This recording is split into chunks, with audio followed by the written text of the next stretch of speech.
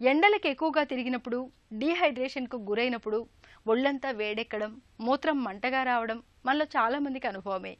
అయితే సీజన్లతో నిమిత్తం లేకుండా మనలో కొంతమందికి తరచుగా మూత్రంలో మంట బాధిస్తుంటుంది. మూత్రానికి వెళ్ళిన ప్రతిసారి చురుక్కుమనే మంట వేధిస్తుంటుంది. ఈ రకమైన సమస్యను డాక్టర్లు సిస్టైటిస్గా పిలుస్తారు.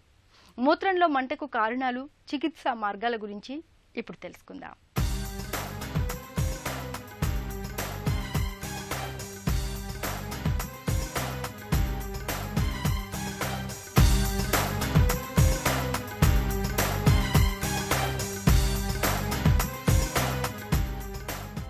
మూత్రంలో మంట మనల్ని బాగా చికాకు పెట్టేస్తుంది. టాయిలెట్కి వెళ్ళినప్పుడల్లా తీవ్రమైన మంట, నొప్పి వేధిస్తాయి. మాటిమాటికి మూత్రానికి వెళ్లాల్సి వస్తుంటుంది. మూత్రం సాఫీగా రాదు. పొత్తికడుపులో చెప్పలేని బాధగా ఉంటుంది. మనల్ని తీవ్రమైన అసౌకర్యానికి గురిచేస్తూ నిత్య జీవితాన్ని దుర్భరంగా మార్చేసే మూత్రంలో మంటకు మూలం మూత్రనాళాల్లో చేరిన సూక్ష్మక్రిములు. అవి తెచ్చిపెట్టే ఇన్ఫెక్షనే కారణం. వైద్య పరిభాషలో సిస్టైటిస్గా పిలిచే మూత్రంలో మంటకు చాలా వరకు బ్యాక్టీరియానే కారణంగా ఉంటుంది. పురుషులతో పోలిస్తే ఈ మూత్రనాళ ఇన్ఫెక్షన్లు స్త్రీలలో చాలా ఎక్కువని చెబుతారు డాక్టర్లు. వేసవిలో మూత్రంలో మంటనే సమస్య మరింత ఎక్కువగా ఉంటుంది. తగినంత నీరు తాగకపోవడం వల్ల ఈ సీజన్లో ఒంట్లో నీరు బాగా తగ్గి మూత్రనాళ ఇన్ఫెక్షన్ల బెడద పెరుగుతుంటుంది. యూరినరీ బ్లాడర్ యొక్క ఇన్ఫెక్షన్ని ఆర్ ఇన్ఫ్లమేషన్ని we call it as cystitis అండి. కాజెస్ పర్సే చూస్తే most common cause will be bacterial infection అండి. కలుగజేసే బ్యాక్టీరియా కూడా ఈకోలై అని, this is the most common bacteria causing this cystitis. And cystitis per se చూస్తే మీరు అందరిలో కామన్గా ఇదే ఉంటుంది, లేకపోతే ఇలాగే ప్రెజెంటేషన్ ఉంటుంది అట్లా అని కాకుండా ఏజ్ వైజ్ డిఫరెన్స్ ఉంటుంది, సెక్స్ వైజ్ డిఫరెన్స్ ఉంటుంది.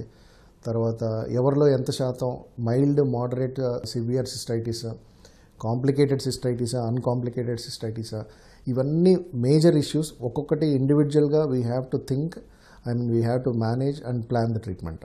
ఇమ్యూనో కాంప్రమైజ్డ్ పర్సన్స్ అంటే సపోజ్ డయాబెటిక్ పేషెంట్స్ ఉన్నారు, అలా అన్కంట్రోల్డ్ బ్లడ్ షుగర్ లెవెల్స్ ఉన్నాయనుకోండి, వాళ్ళలో high chances of getting cystitis వాళ్ళలో ఒకటే. తర్వాత సెక్స్ పరంగా చూస్తే మేల్స్, ఫీమేల్స్ కంపేర్ చేసుకుంటే ఫీమేల్స్లో they are more prone for at a particular age, sexually actively ఉన్న ఏజ్ గ్రూప్లో. అదే మీకు ఎల్డర్లీ మేల్స్ చూసారనుకోండి, urine they have other problems like bladder outlet obstruction అవ్వచ్చు, లేదా యూరెథ్రల్ స్ట్రిక్చర్ అవ్వచ్చు, వేర్ యూరిన్ బయటికి వెళ్లకుండా ఎక్కడైనా మీకు బ్లాకేజ్ అనేది ఉండడానికి కారణం ఉంటే, దీనివల్ల కూడా సిస్టైటిస్ పర్సిస్టెంట్ ఇన్ఫెక్షన్ వల్ల it can cause cystitis. Cystitis బారిన పడ్డప్పుడు బ్యాక్టీరియా కారణంగా మూత్రాశయం, మూత్రనాళాల్లో వాపు మొదలవుతుంది. దీంతో మూత్ర విసర్జన సమయంలో మంట, నొప్పి, ఏదో చెప్పలేని ఇబ్బందిగా ఉంటుంది. పదే పదే మూత్రానికి వెళ్లాల్సి వస్తుంది. ఒక్కోసారి మూత్రంలో రక్తం కూడా కలిసి కనిపిస్తుంటుంది. పొత్తికడుపులో నొప్పి, మెలితిప్పుతున్నట్టుగా ఉంటుంది. సంభోగం సమయంలో నొప్పిగా ఉంటుంది.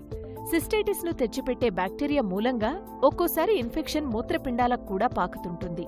ఇలాంటప్పుడు నడుము నొప్పి, వెన్నులో నుంచి చలి, జ్వరం, వికారం, వాంతుల వంటి సమస్యలు కూడా తోడవుతుంటాయి. ఈ ఇన్ఫెక్షన్ లక్షణాల్లో ఏవి కనబడినా వెంటనే వైద్యుల దృష్టికి తీసుకెళ్లడం అవసరం. Patient first of all complaints ఏంటి అని చెప్తాడు. మా దగ్గరికి వచ్చినప్పుడు వీళ్ళు ఆస్క్ దెమ్ హిస్టరీ, ఏంటి మీకు ఎందుకు ఏం ప్రాబ్లం ఉంది అంటే ఫ్రీక్వెన్సీ అని చెప్తారు, అంటే యూరిన్ ఎక్కువసార్లు రావడం. తర్వాత అర్జెన్సీ అని ఉంటుంది. అర్జెన్సీ అంటే యూరిన్ వచ్చినప్పుడు వెంటనే వెళ్ళాలి అనిపించడం, ఆపుకోలేకపోవడం అట్లా అంటారు. తర్వాత డిస్యూరియా అంటాం, అంటే యూరిన్ పోస్తున్నప్పుడు మంటగా ఉంది, ఇదొకటి. తర్వాత పొత్తికడుపులో నొప్పి, కొంతమంది క్లాసికల్గా చెప్తారు పొత్తికడుపులో నొప్పి ఉంది లేదా లేదు అనేసి. ఇవన్నీ దే ఫాల్ ఇన్ టు ఈ సిమ్టమ్స్ అన్నీ ఉండి, సపోజ్ కొంతమంది వీటితో పాటు లో grade fever, high grade fever, chills వస్తున్నాయి, అండ్ షుగర్స్ అన్కంట్రోల్డ్గా ఉన్నాయి, వామిటింగ్స్ అవుతున్నాయి, పెయిన్ అబ్డమన్, అండ్ కొంచెం నెక్స్ట్ గ్రేడ్కి వెళ్ళే కొద్దీ వాళ్ళని ఇంకొంచెం డిఫరెంట్గా మేనేజ్ చేయాల్సి ఉంటుంది. వీళ్ళని ఎట్లా ఎవాల్యుయేట్ చేస్తామంటే first complete urine examination, basic urine test ఒకటి చేస్తామండి. దాంట్లో మనకి will get a rough idea, ఏంటి పస్ సెల్స్ ఉన్నాయా, ఆర్బీసీస్ ఉన్నాయా, ఏంటి ఎంతవరకు ఇన్ఫెక్షన్ ఉంది, బ్యాక్టీరియా ప్రెజెంట్ ఉన్నాయా, లేదా ప్రోటీన్స్ ఏమైనా పోతున్నాయా, అంటే దాన్ని బట్టి తెలుస్తుంది మనకి. ఈవెన్ బ్లాడర్ దగ్గరనే ఉందా ఇన్ఫెక్షన్, లేదా it has gone up in to the kidney levels వరకు వెళ్ళిందా అనేసి. Next will take the help of radio diagnostics like ultrasound abdomen and pelvis.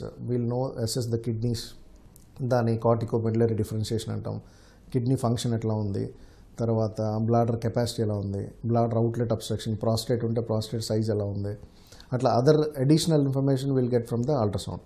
తర్వాత యూరిన్ని కల్చర్ చేస్తాం, which will get report after 48 hours. If at all there is any bacteria growing, we'll know what bacteria is it and to what antibiotics it is responding. So particular specific antibiotic తో కనుక మనం పేషెంట్ని treat చేస్తే ఈ resistance factor అనేది కూడా తగ్గించగలం. Cystitis మూలంగా మూత్రాశయంలో వాపు వచ్చి మూత్రంలో మంట సమస్యగా మారినప్పుడు ఈ ఇన్ఫెక్షన్కు ఎంత త్వరగా వీలైతే అంత త్వరగా చికిత్సనారంభించాలి. వైద్యులు చాలా వరకు లక్షణాల ఆధారంగా సమస్యను గుర్తిస్తారు. అయితే నిర్ధారించుకునేందుకు సాధారణ మూత్ర పరీక్ష, మూత్రం culture and sensitivity, cystoscopy, imaging వంటి పరీక్షలు చేస్తారు. వీటిలో ఇన్ఫెక్షన్ ఖచ్చితంగా బయటపడుతుంది. అంతేకాదు, కల్చర్ పరీక్షలో ఆ ఇన్ఫెక్షన్ ఏ రకం సూక్ష్మక్రిమి కారణంగా వచ్చింది, దానికి ఏ రకం మందులు వాడితే సమర్థంగా తొలగిపోతుందో కూడా తెలుస్తుంది. మూత్రనాళ ఇన్ఫెక్షన్లు వచ్చినప్పుడు ఏదో ఒక యాంటీబయాటిక్ వాడేయడం కాకుండా ఖచ్చితంగా ఆ సూక్ష్మక్రిమిని అంతం చేసే రకం యాంటీబయాటిక్నే వాడటం ముఖ్యం. Very severe symptoms like fever, vomitings, chills, చలి, వణుకులు అలా లేదనుకుంటే will not admit the patient also. లేదా ఒకవేళ ఈ ఎల్డర్లీ పేషెంట్స్ ఇర్రెగ్యులర్ డయాబెటీస్ ఉంది, రికరెంట్ సిస్టైటిస్ ఉంటుంది, ఇప్పుడు అదర్ కాజెస్ ఉన్నాయి అనుకుంటే first we have to tackle the cause also.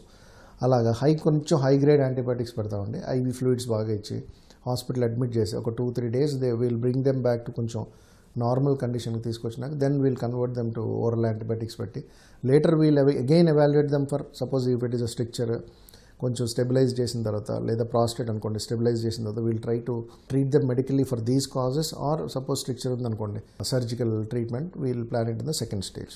Bacterial infection మనకి ఎప్పుడు ఆ లోడ్ ఎప్పుడైతే తగ్గించవచ్చు అంటే urine bladder it should be highly diluted, అంటే వాటర్ ఇంటేక్ ఎక్కువ తీసుకుంటే బ్యాక్టీరియల్ విరులెన్స్ కానీ, బ్యాక్టీరియల్ కాలనైజేషన్ కానీ, bacterial attachment to the urinary bladder wall కానీ ఇవన్నీ we can reduce it. So intake of water బాగుండి అండ్ సపోజ్ డయాబెటీస్ పేషెంట్స్ అనుకోండి controlling blood sugars at maintaining continuous blood sugar at for a period of time, ఇవన్నీ చేసుకుంటే you can definitely avoid cystitis.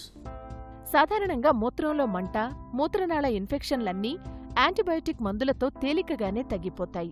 అయితే చికిత్స తీసుకోకుండా నిర్లక్ష్యం చేస్తే మాత్రం కిడ్నీలు దెబ్బతినే అవకాశం ఉంటుంది.